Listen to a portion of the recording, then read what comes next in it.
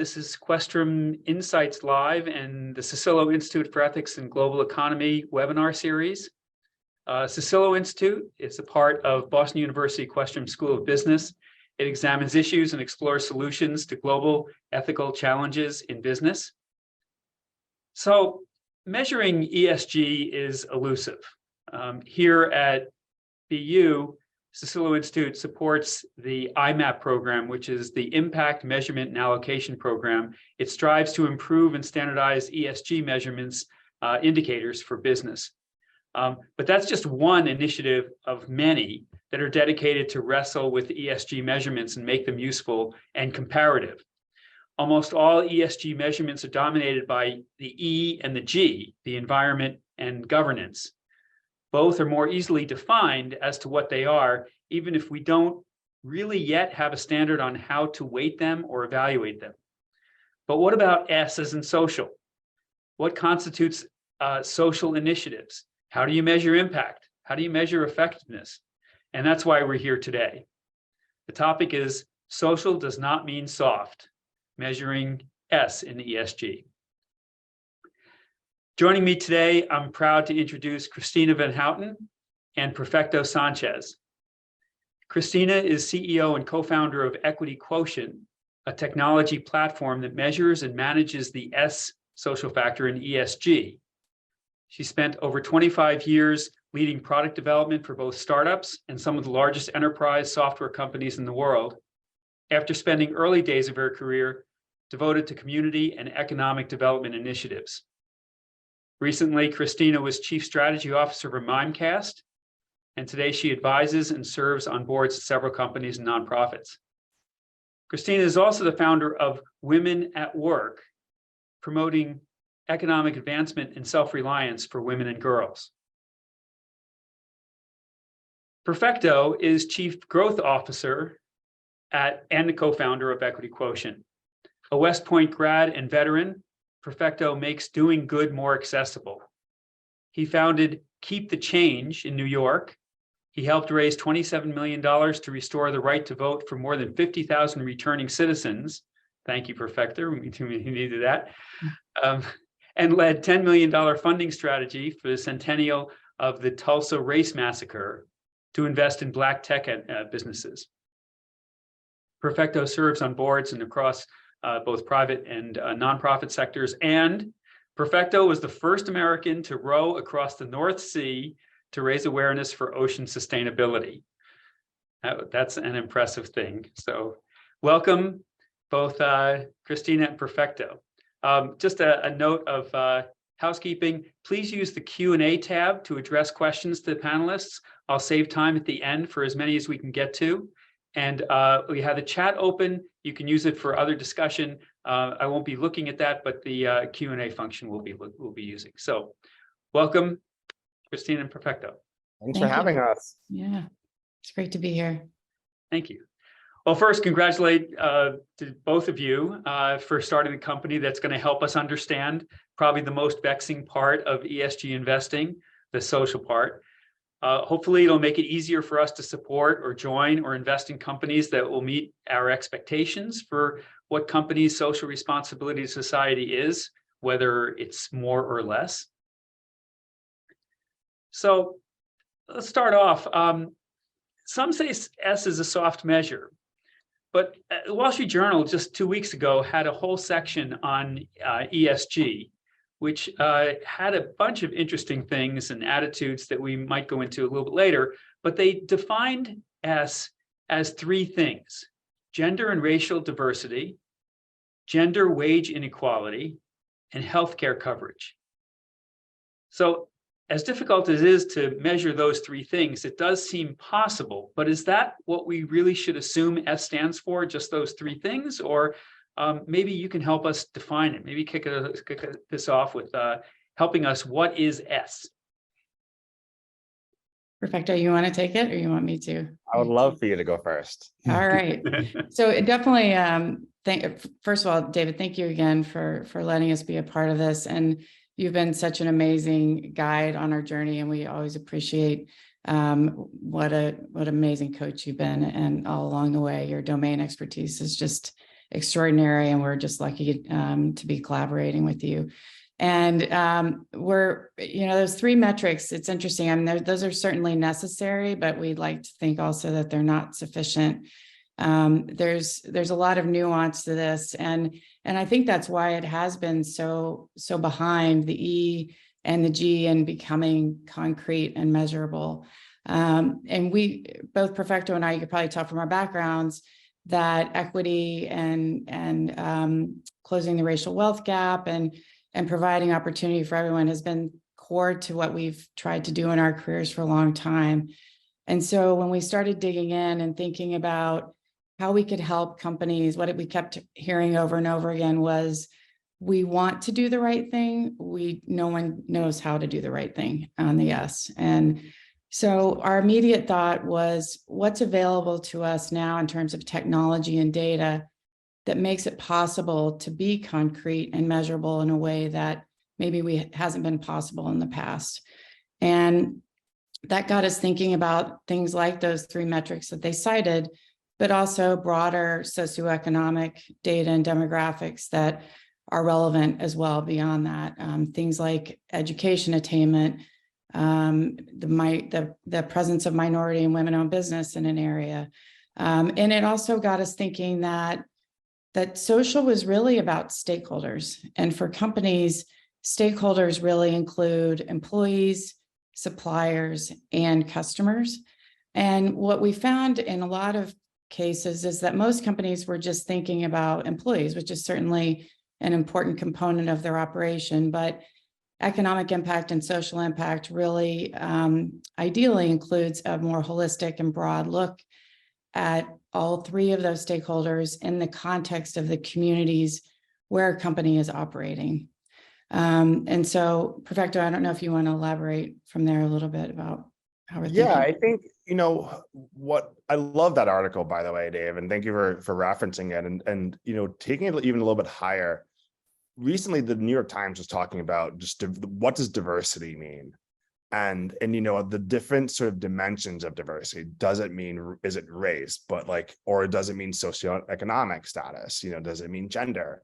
And so I think we're in a state, as we are all looking at the S, and really trying to understand first and foremost how to define it. And so I think the Wall Street Journal did a great job of listing those three dimensions, but we believe that the S really, as it has to do with social, it's people, and people are very dynamic, very different. And I think that we're in a very exciting time where we can actually start looking at data and looking at sort of ways to really understand people and how to sort of, as Christina mentioned, align stakeholders to both companies and communities. So that's the way we're looking at sort of the S factor. Yeah, just on that point, they also mentioned that there's all these different rating groups or whatever, the Refinitiv, it looks like KLD, MSCI, S&P Global, Sustainalytics, and Moody's. So do they also have the same set of measures as what the Wall Street Journal has mentioned as those three things, or does everybody have a different set of things that they look at? And is it around personnel? Yeah, I think, that's what's so interesting. And this might be blasphemous to say in the realm of ESG, but we see a lot of sort of companies coming and trying to create scores and trying to create sort of a certain standard as if to say, here's the level that you have to be at in order to be good. And so when we look at something as dynamic as the S, and again, if we correlate it to people, we at Equity Quotient at least are not trying to say that here's the answers to the test and here's the score that you have to be.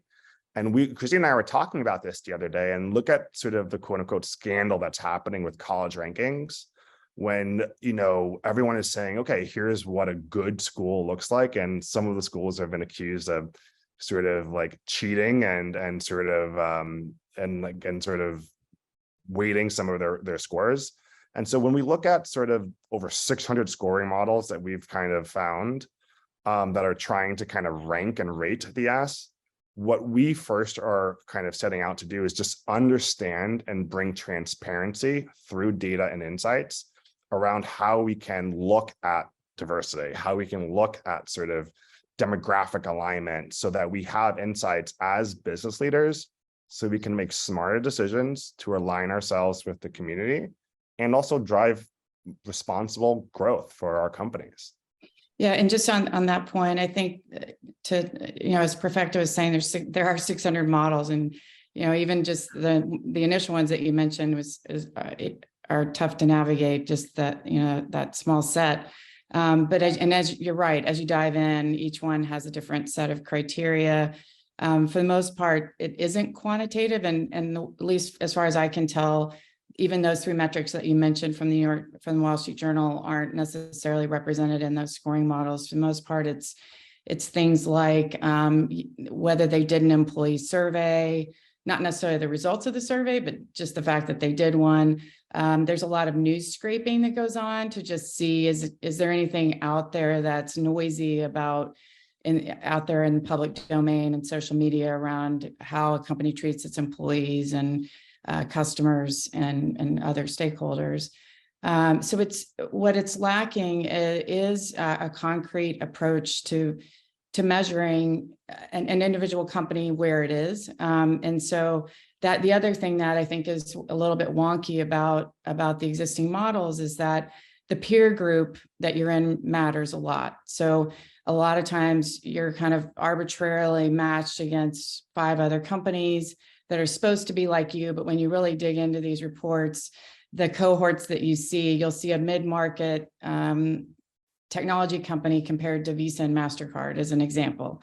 Well, where they're clearly not in the same realm of activity. And also, even despite all the complexity that underpins all of these, everybody's netted out to a single number. And it's just impossible to do anything with a single number, especially even if you had just a single number across the S. But to have it across all the E, S, and G it's just not actionable for companies. And what we're hoping to really start to reframe is, instead of these scores being something that happen to companies and they're quite opaque and not actionable, that there's enough really good raw ingredients out there to start being able to look at yourself and take control of your social impact strategy, and not only to do it to be a good corporate citizen, but because there's lots of evidence that it drives very compelling, positive financial outcomes. And so, Perfecto, I don't know if you want to elaborate on some of the data and stats that we've seen around the connection between getting this right and the outcomes. I mean, yeah, I think what we're looking at doing is, again, providing value. And so it's not good enough just to get a grade at the end of the semester. But if, for example, we can help a hospital system understand how can they best serve their community, and why, for example, does a Black woman in Pittsburgh have the mortality rate out of a third world country, yet the Pittsburgh, and not picking on Pittsburgh, but the fact that Pittsburgh's hospital system consistently gets rated as one of the best in the country and one of the most livable cities. But that's traditional scoring models don't necessarily reflect the reality that in the worlds that we live in. And so the value that we're working on through the S and at Equity Quotient is providing, again, insights through data on how aligning a hospital staff to the community that they serve in can help provide better outcomes. And we see that type of correlation in data exist also in education. I'm a product of, I grew up in Harlem, which was a Title I school system, which means not exactly the best education, but I tested into a somewhat of an oxymoron, a gifted public school on the Upper West Side. And through some of our data at sort of Equity Quotient, we realized, again, the correlation of having one BIPOC teacher, if you are a BIPOC of someone of color yourself, that the graduation rate increases by what, 39%, Christina? Yeah, over 30%, and college bound by almost between 15 and 20%. Yeah. And so again, the S is very dynamic, as are people. And, it's very personal to me and to Christina as well, to us, that we believe that by sharing these insights, we can help leaders make better decisions to create more value. David, one of the things I kind of think about a lot is, and I was saying this earlier about meeting companies where they are, I don't know, a regional bank, I'm in Oklahoma right now, a regional bank in Oklahoma is a very unique dynamic compared to maybe a large tier 1 manufacturing firm outside of Chicago, or a big financial services corporation in New York City. And so, and I think about it like I've really gotten into fitness in my old age, and I think about my version of fit and my relentless pursuit of it. It looks very different as a 55-year-old woman than it does for Perfecto as a younger man, or you in your phase of life. And so I think companies are similar in that the ability to be to meet them where they are, by geo, industry, company size, business model, and where they are in their sort of evolution of their journey, but do it in a way that is quantitative, is really exciting. And that's where we got really energized around when we saw the studies around demographic alignment across different industries, from financial services and banking, and the kind of outcomes that produced. And some of the examples Perfecto was talking about with mortality rates and graduation rates. It started us on a journey of prototyping and starting to think about what if you could capitalize on data to help companies achieve that kind of alignment between their core stakeholders and their operations and the broader world where they are working every day. Yeah, so there's a couple things that we've just covered. I want to come back to the measurement with this score.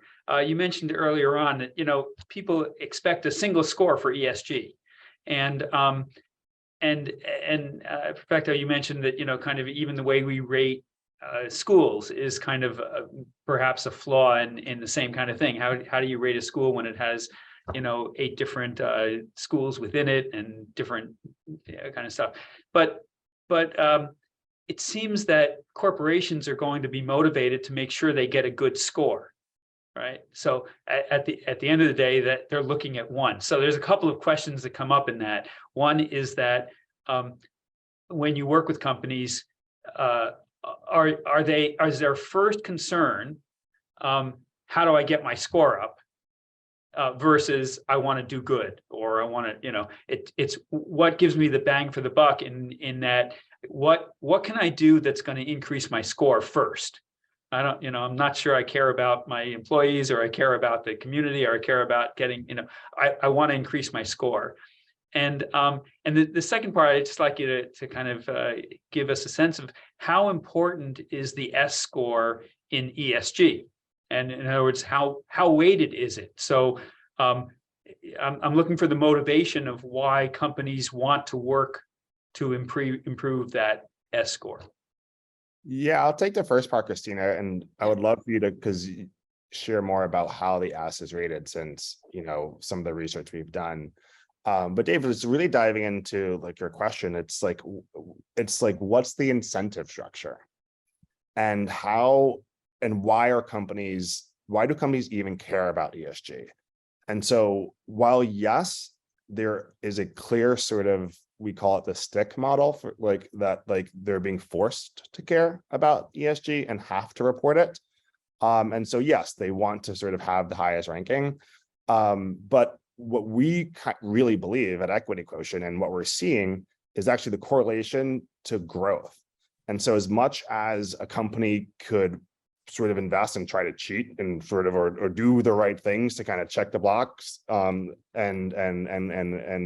improve their score, what we're realizing and what we're trying to demonstrate is, again, how do companies that are more responsible, how do they outperform the S&P? And so how does conscious capitalism alone sort of help drive sustainable growth? over long periods of time. And so we've seen that a lot just in general over the last few decades. But with the advent of ESG and kind of what we're showing with Equity Quotient is how can we help discover opportunities through demographic alignment to sort of reach new customers, to attract sort of more talent by being a more diverse company, or sort of, by aligning with the community to sort of create new customer markets.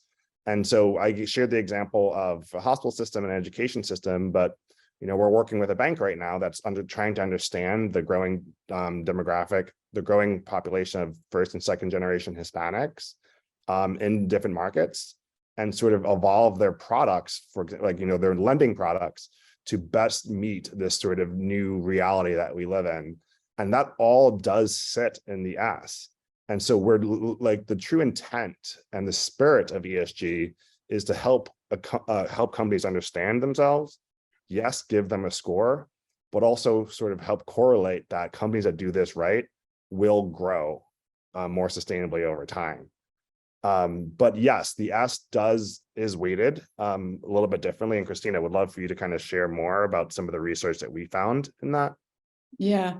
I was actually shocked when I kind of fell into I never in a million years thought that it would be weighted at over 50%. Because I think most people you talk to, even the ones that are pretty steeped in ESG, assume that ESG is synonymous with climate. And climate is certainly deserving of loads of attention, and we're all excited about what is emerging around emissions platforms and that becoming much more quantitative. But it really is quite amazing what a powerful piece of the puzzle it is. But back to your question too about how much people are kind of hung up on the score, and I just need a better score so I get stronger access to capital markets and better pricing on my financing and all of that stuff. I know a lot of firms care about that, but I'm actually been very heartened and pretty amazed. That is never really the primary focus for the companies that we've engaged with. For most of them, they're just frustrated that there isn't something that really provides them true insight over time. Kimberly, who's in the audience, opened up a question that was kind of about this idea of being able to look longitudinally, like, where am I now? And then where should I be? What's a realistic goal for me to set on these different stakeholder paths? And then how do I help align my team, all the different functions around that from to picture, and then being able to achieve those together over time through, and basically operationalize it where each person lives, whether it's in HR or finance or customer success or whatever it is. And so I think most of the companies that we've been working with, that's really first and foremost their goal. And there's a couple of other really interesting use cases. I think use cases are always interesting to share just because it kind of makes all of this concrete. So we originally kind of focused on consumer banking because we all know that's an area that's just fraught with a lot of challenge around the wealth gap and the opportunity to really sort of dissect the credit funnel, and then maybe at each stage of the process really see where there's an opportunity for improvement, whether it's on accept reject rates or loan originations or interest rate pricing, appraisals, all of that kind of stuff. And there is a great opportunity there. But what we realized is also, as we looked into different industries, that real estate is a huge opportunity. And one reason is because real estate development firms are really where the rubber hits the road on engaging with building things for community.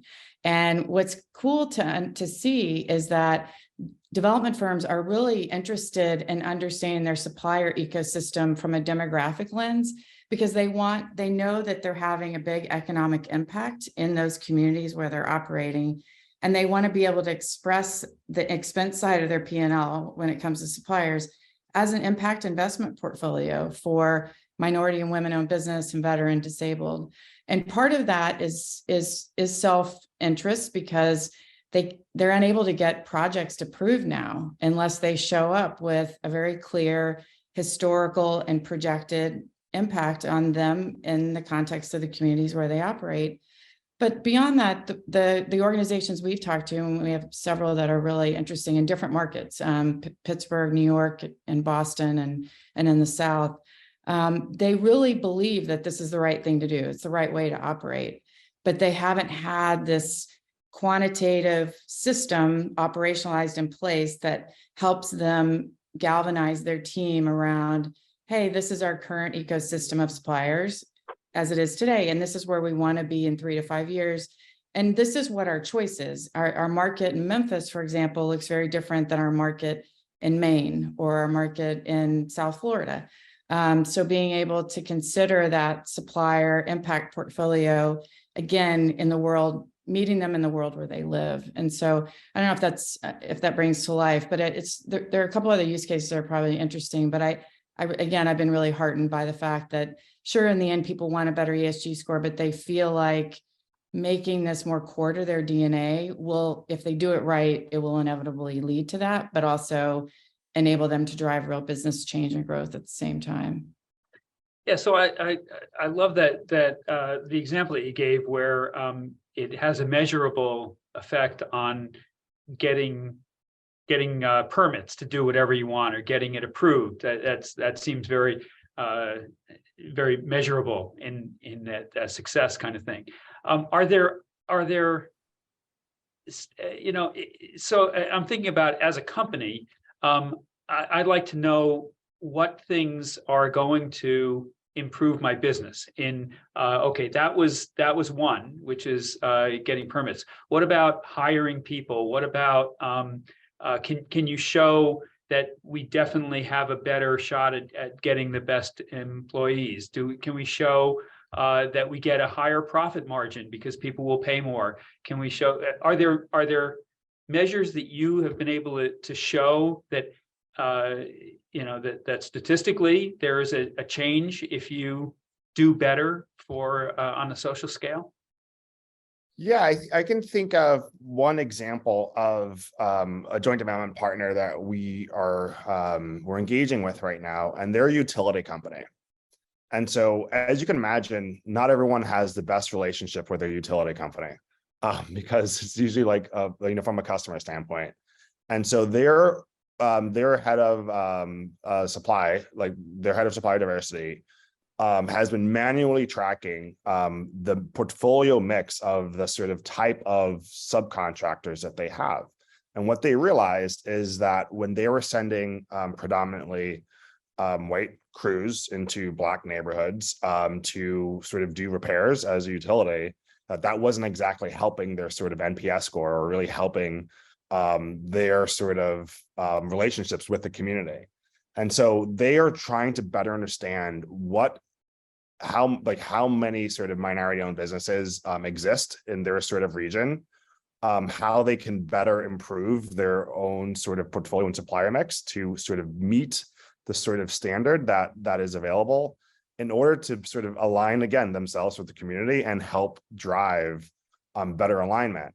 And so we've looked at sort of how diverse suppliers create sort of more innovation for companies, how sort of investing in the community and hiring local businesses will help sort of increase the sort of disposable income in that community by just sort of investing, keeping money again in that local region.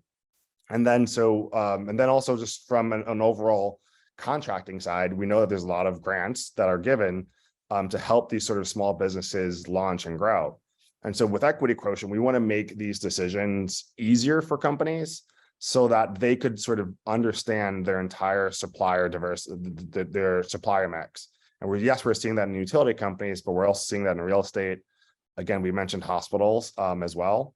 And so we believe that by providing actionable data and says, hey, like here's a standard for you to potentially reach, that will help drive their business growth. And we're just in the early stages of course, launching this. But we've seen sort of use cases over time that this is a clear way to help companies grow. Just building on that, someone in the audience, Nayland, I hope I'm pronouncing your name right, was asking about data, which is, and it just based on what you're just saying, is a good lead in her question.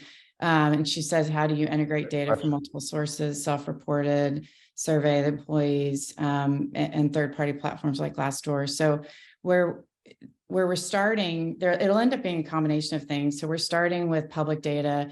Data.gov is, if you're not familiar with it, it includes the U.S. Census and I think 12 other sources, from housing data, public health data, economic business data.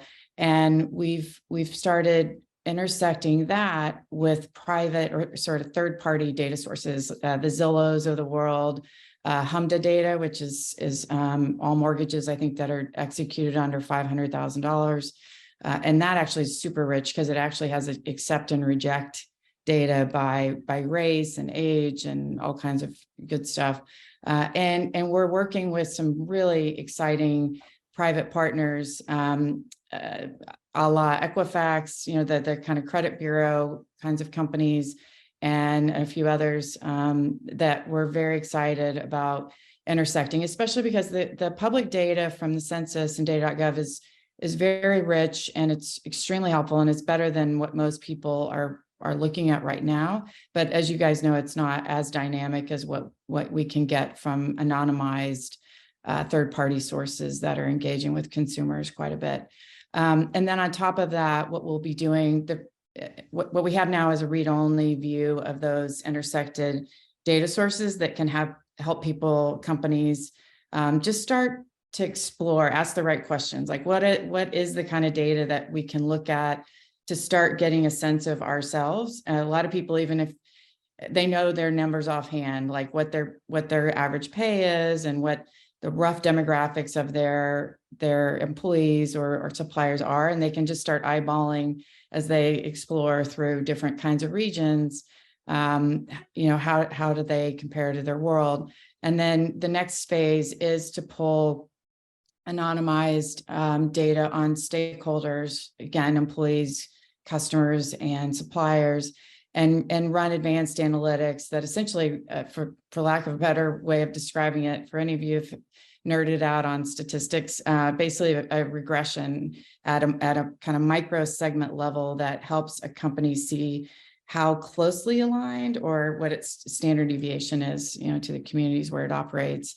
And then from that, see some other concrete metrics, socioeconomic metrics, like the supplier impact portfolio example I had. So, Nayland, I hope that answers your question. If you have a follow-on, I'm happy to.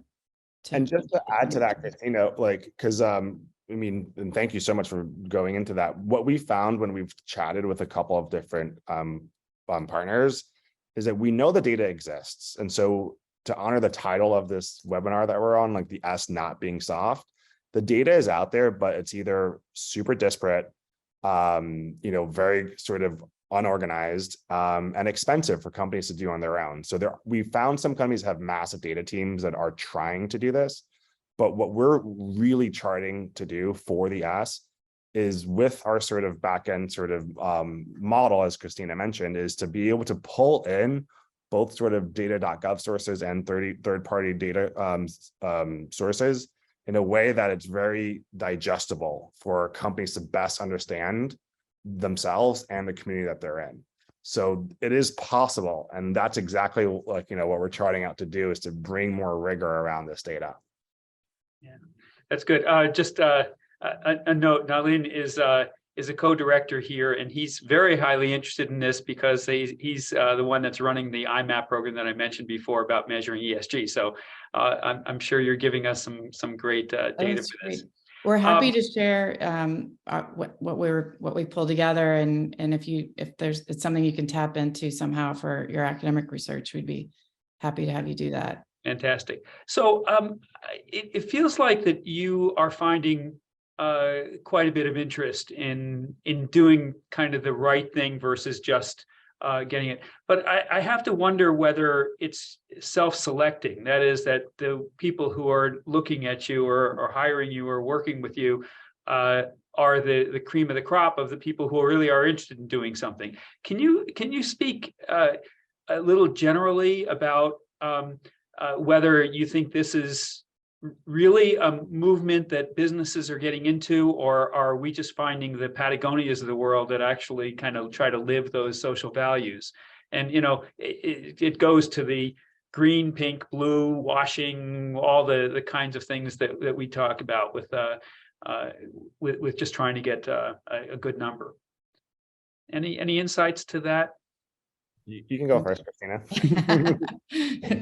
Yeah, we definitely you're definitely in an early phase of a solution space are going to get the self-selected companies, you know, the people who care the most, who see the biggest, again, the carrot and stick thing, you know, it's usually going to be a little bit of a combination of both, that creates a burning platform for a company to engage. I think public companies have more of a burning platform because they're the calls for transparency, the level that people are looking at what they're doing, and their filings on their 10Ks and everything else that comes with SEC filings and annual reports and all that kind of stuff. And I you know, for sure there's going to be, Perfecto and I always talk about this, like if you had a group of 10 people and you're going through kind of a change management process, whether it's at a micro or macro level, 2 immediately are going to be there saying, wow, I've been wanting to do this for so long, and I'm really thrilled that you're here to help. You know, we're going to dig in this together and create something really great. 2 are just going to kind of have their arms folded and say, you know, you're never going to get them there. And then the 6 in between are kind of not so sure. And I think we'll probably end up seeing that, you know, for the most part in these early days. There's some really amazing companies that are big names that are extremely engaged and very eager to be proactive. And I think, like a lot of things, there'll be a tipping point, you know, just like there are in lots of other trends where something at first seems elusive or kind of on the fringe. And I think, you know, I'm very excited and heartened by the level of companies that just really want to get this right, and they're willing to be true partners in figuring it out. Really on kind of the data provider side, on the investor side, and on the joint development partner side, and joint development partners being both end companies, but also the sort of intermediary advisory roles, like giant law firms and accounting firms. And every accounting firm now and consulting firm has a massive ESG/DEI practice. And even the small accounting firms that I've been talking to have all set up an ESG expert and have really tried to figure out how to codify it into their auditing process. So I think because of that, even though that's more on the kind of stick side of the equation than the carrot side, I do think we are going to see, as much as ESG is under fire, I just don't see this going anywhere, because I think most business leaders do see this as the right thing to do for their growth, and then, you know, for the world, for their stakeholders. And for the most part, they know that they're going to be held accountable if they don't get ahead of it. And they'd rather take control of their destiny on it and really have stronger visibility than let it kind of hit them out of the blue through some other third party.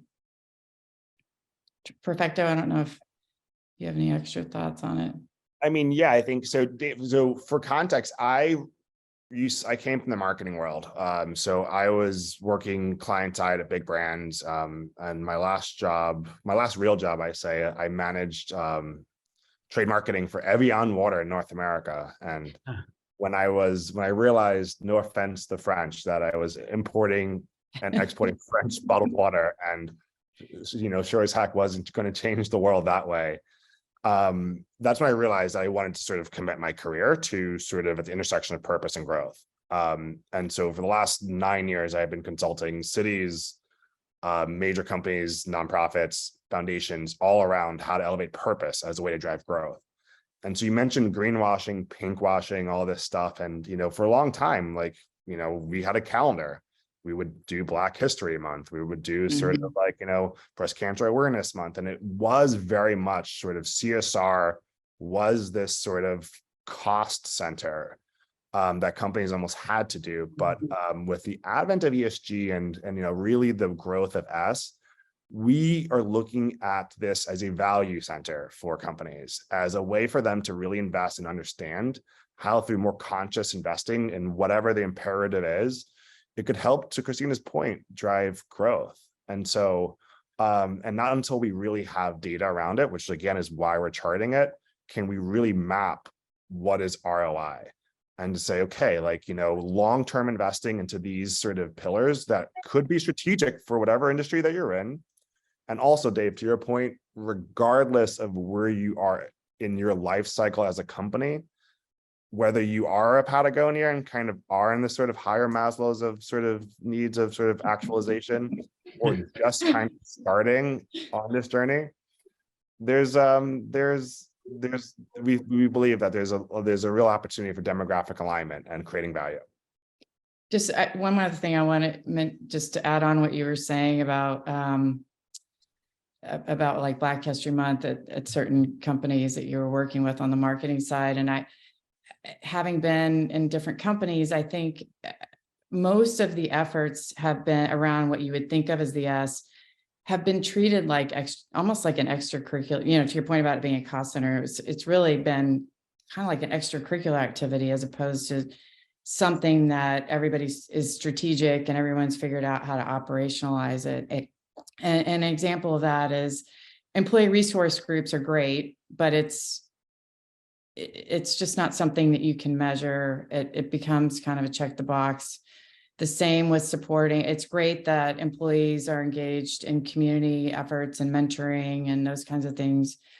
But I think the spirit of ESG, I think, is really to drive really deep, pervasive, long-term impact on our economy. And those efforts are great, but they're just not going to get at what a role of a private company or publicly traded company in society can and should be.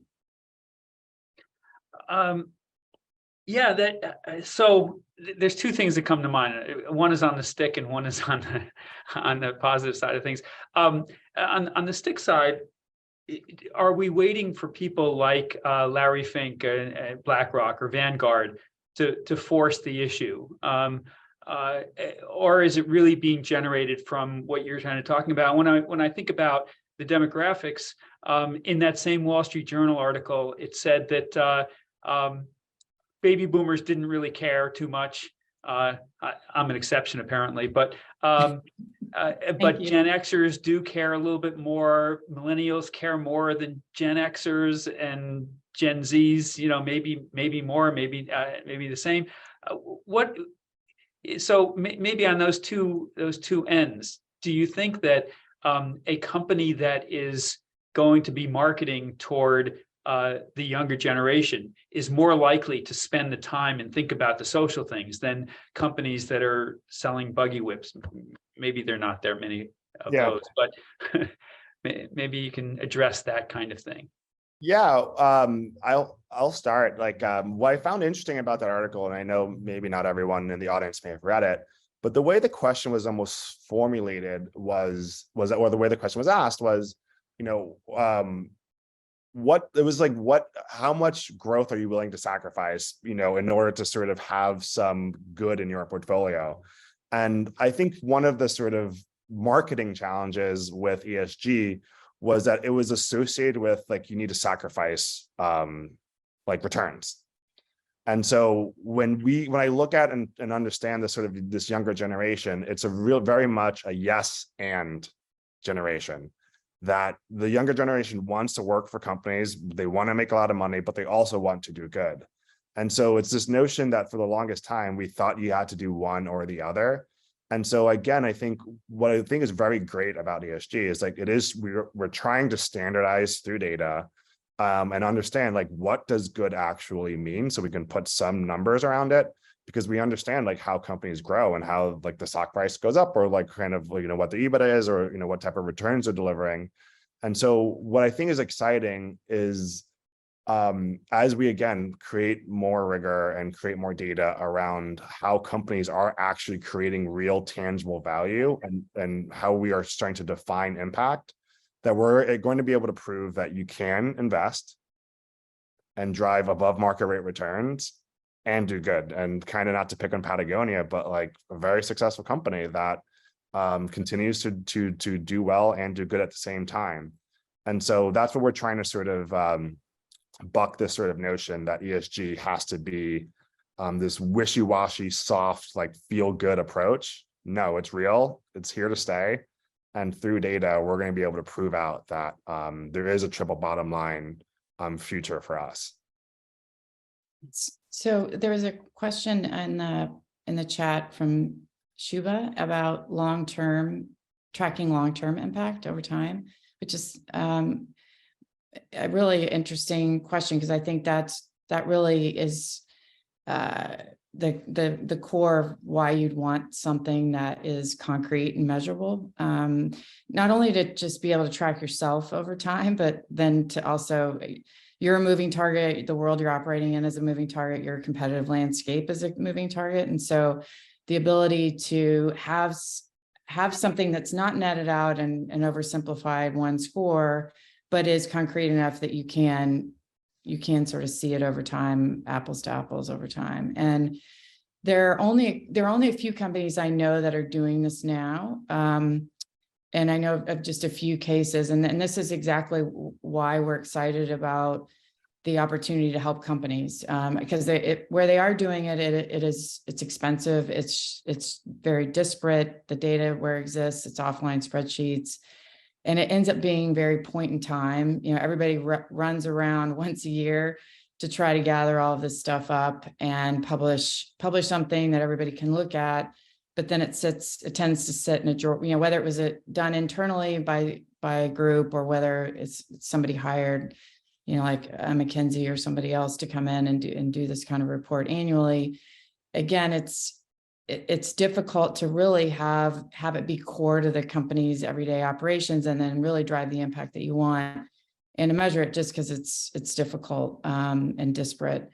Where companies are doing it. An example, I love Rapid7. I'm in Oklahoma today, but I'm normally in Boston, and I'll give a shout out to Rapid7. Corey Thomas, for any of you who know him, is just an amazing CEO, and the head of HR there is also just amazing.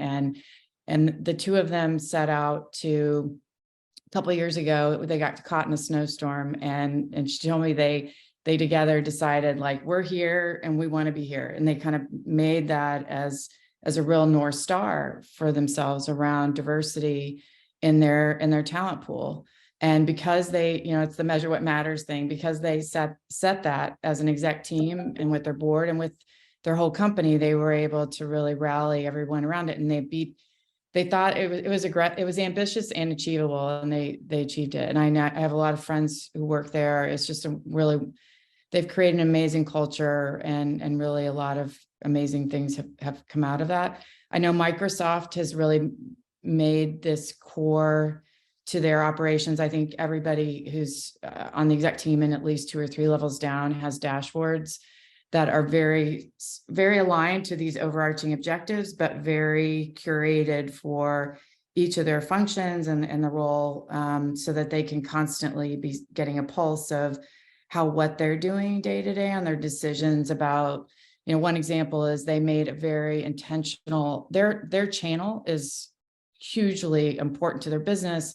And one of the most biggest parts of the economy, I mean, the economic impact they have through their channel partners is just enormous. And they realized they didn't have nearly the amount of diversity that they would like to have there. And so again, they were very intentional about measuring, here's where we are from a diversity standpoint, here's where we want to go. And that's not just enough to set the goal. They really needed to dig in and recruit and train and really bring people into the fold. And through that, they've dramatically changed their ecosystem and everything about it, from a gender and race and other kinds of standpoints, and really changed a lot of lives and given a lot of opportunity to people around in the tech world that wouldn't have had it otherwise.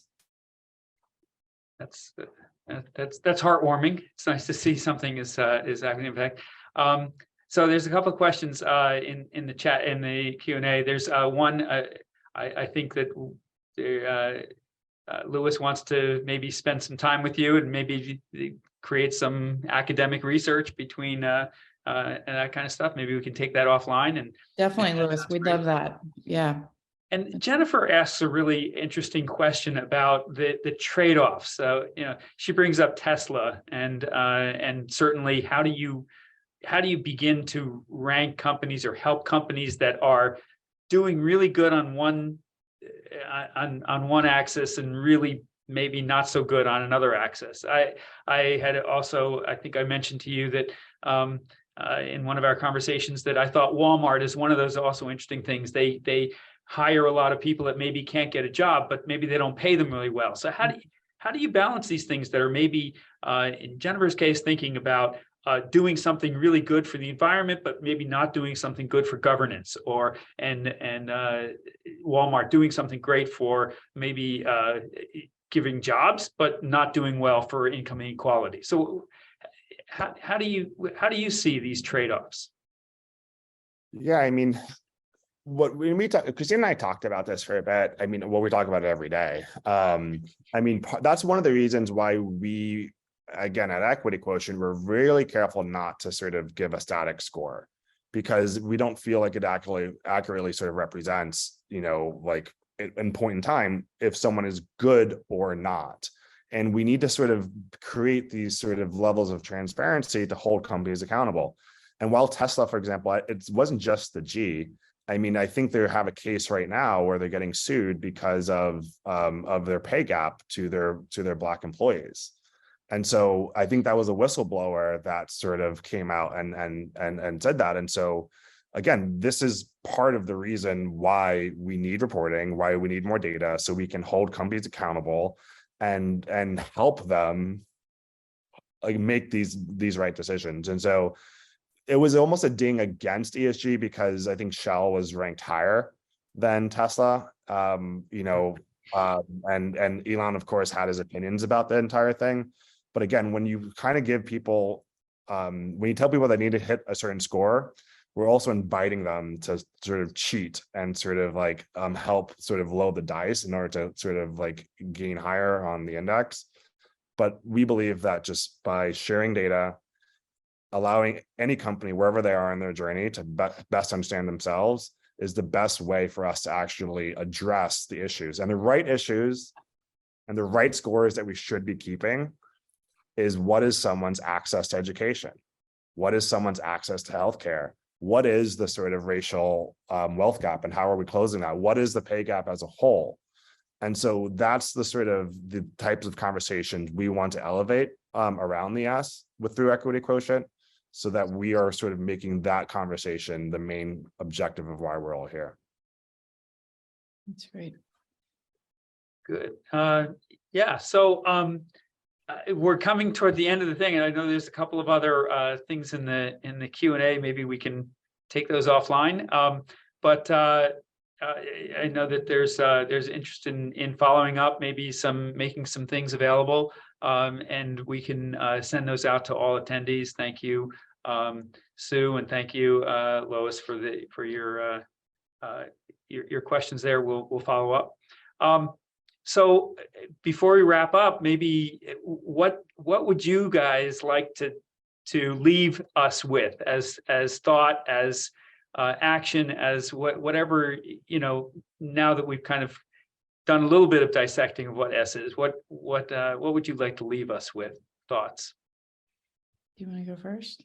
I mean, one, we would love for you to go to our website and sign up for our platform. But I think, first of all, again, thank you, Dave, for having us, and and all of the BU team for helping to set this up. And again, like the question is like the S, is it soft? It's not. And I think, as we all go back to our respective organizations, I think there's an opportunity to ask ourselves, like, what are we doing to help sort of be part of the conversation? And I think that there's like, we're going to continue to have these conversations, and is kind of how we drive legitimacy for this space. And it's going to take all of us to do it. It's not just our little company or us. It's like, again, like your guidance, Dave, and helping us be here. has been extremely helpful. So just thank you on behalf of the rest of the team too. Yeah. Yeah, I would echo the gratitude for sure. And also, this is a really cool community. I first got to speak as part of Question last January with DK's class on data ethics. And the initial part of my journey actually focused on racial and gender bias and AI models, which doesn't seem to have a lot of connection, but it actually does to what we're talking about here because of the interconnection between adverse impact on stakeholders and this kind of stuff. But I learned so much through this whole journey. It's just been so gratifying to engage with people like all of you who are on this call, and people who are really interested in driving change. And we're early on this journey. We're excited about the feedback we're getting, but we are so eager to learn from you. So please reach out with your thoughts on what makes sense about this, any ideas that you think would be great to add into the mix. And we would love to engage and help on the research front and those kinds of things. So thank you so much for being here and for your thoughtful questions. And I think we're on a very exciting path, all of us, to really realizing something impactful for our economy and our society. So I'm excited about that. Well, yeah. Well, thank you very much, Christina and Perfecto. It's really been a great conversation. I feel like you guys are real pioneers in making this accessible for companies, and you could change the way people actually look at companies and do good for the world. So I just want to thank you, and I want to thank our audience for coming and for your questions. Our next webinar is on December 7th, where the magical, mystifying, and terrifying instrument of life that we call money, we will be addressed by Jacob Goldstein, who wrote a book called Money, The True Story of a Made-Up Thing. Why do we trust something that is completely imaginary? This is going to be a fun one as well. So join us by registering at insights.bu.edu and discover many other interesting topics that we might have there. Thank you very much and have a great day. Thanks, everybody. Thanks, Dave. Thanks, Dave.